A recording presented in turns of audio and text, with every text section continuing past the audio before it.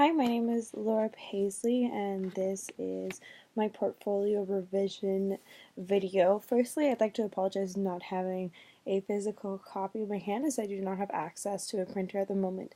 But I would encourage you to look at the documents I provided electronically while I'm presenting this video to be able to look more at the specifics of how I have improved and changed the documents from my previous portfolio. So first, I'd like to address the feedback given in my portfolio presentation. And the feedback I did receive was one specifically was my cover letter and addressing to the appropriate reader.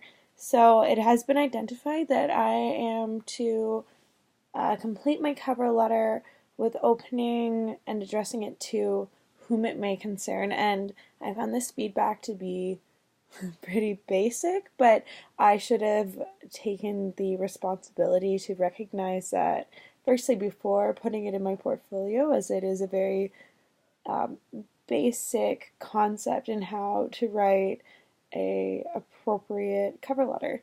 Secondly was more artifacts. And at first I found this criticism not so much frustrating, but it was a little complicated as I had lost my original portfolio in a recent house fire, but despite the fact of having to start over fresh, it provided me an opportunity to fully update the portfolio and go into my old documents and just look over the information and see what I needed to update.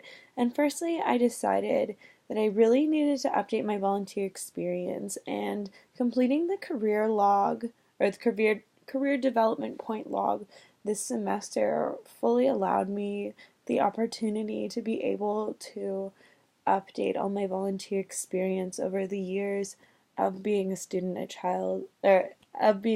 Mohawk College, and really how my education has even allowed me to volunteer in more specific career oriented opportunities, such as assisting with coaching and coaching a soccer team at the Walkerton Miners Soccer, which is a huge community initiative that we have in Walkerton. Being that it's a small town, there isn't a whole lot of opportunities to volunteer, but I was able to coach and as well join the soccer executive and act as an advocate for a lot of the low economic status families that we have here in Walkerton. So I was really happy to be able to update my career development log earlier this semester and as well putting it into my portfolio now. Next would be my resume, and going through the content in this course really allowed me the opportunity to put together a more professional resume, and I found the information provided through our content was able to let me know exactly what I need to put in my resume, and it gave me a great template as to what qualifications I have being a graduate from the Child and Youth Worker program at Mohawk College.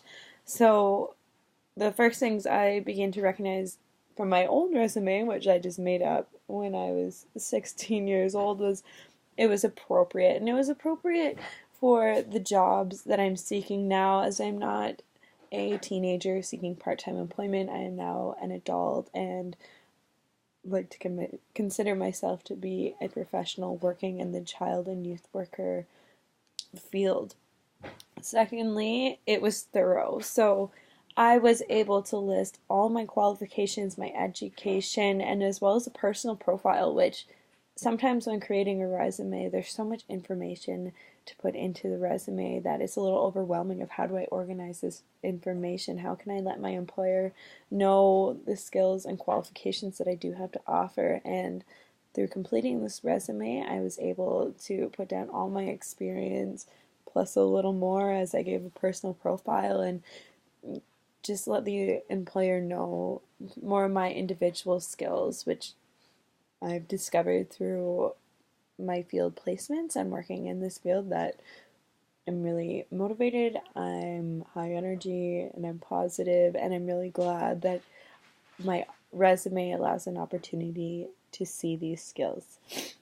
Secondly would be the cover letter, and I've never really been too clear on how to write an appropriate cover letter or what you need to put in a cover letter. And through the content, again, I learned the specific steps into completing this cover letter. And firstly, going back on my feedback given by a peer, or as is it another student in the classroom, I was able to address to whom it may concern, which would have been there, or should have been there in the first place. So through the cover letter, I learned how to actually talk to the employer and how to actually put together that little piece before your resume that says, hey, this is who I am, and this is how I would like to present myself. These are my main skills that I have. Here's a little overview. Here's what I can complete and what I cannot complete.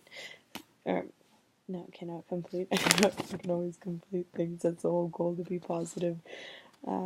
Yeah, no. So through today and the past couple of weeks, really going through my material and focusing heavily on the resume, the cover letter, as well as my volunteer experience. And another positive that I can add to my portfolio is that I've lost some letters of recommendation, and now I've gained new letters of recommendation. They're in the process of being completed for me for my end of placement in December, but I now have 3 new letters that are being completed, and I can add to my portfolio, which gives a more updated insight to the employer of how my skills have improved. And as I am now approaching graduation and I am nearing the end of my post-secondary experience, what skills have I really learned, and what do I take as a professional, and how do I present myself, and what do I feel my true value is. So thank you for listening to my video. I hope that it offered a great insight onto how I feel that I have improved and changed my portfolio. Thanks.